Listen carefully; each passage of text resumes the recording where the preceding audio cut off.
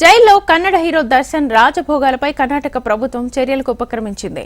నిన్న సాయంత్రం నుంచి అధికారులు విచారణ ప్రారంభించినట్లుగా మంత్రి జి పరమేశ్వర్ వెల్లడించారు. 7 అధికారులను సస్పెండ్ చేసినట్లుగా తెలిపారు. పొరపాటు జరిగిందని, మరోసారి ఇలాంటివి పునరావృతం కావని మంత్రి హామీ ఇచ్చారు. తమ పైన సైతం కొంత బాధ్యత ఉందన్నారు కర్ణాటక మంత్రి పరమేశ్వర్.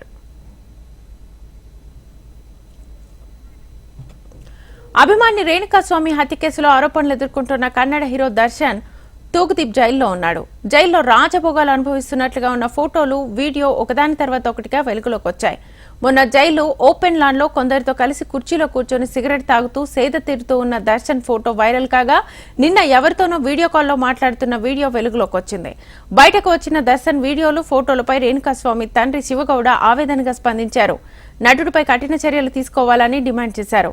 పోలీసులపైన, న్యాయ వ్యవస్థపైన తమకు నమ్మకం ఉందని, దర్శన్ జైల్లో రాజభోగాలు ఎలా అనుభవిస్తున్నాడో తమకు అర్థం కావడం లేదని ఆశ్చర్యం వ్యక్తం చేశాడు.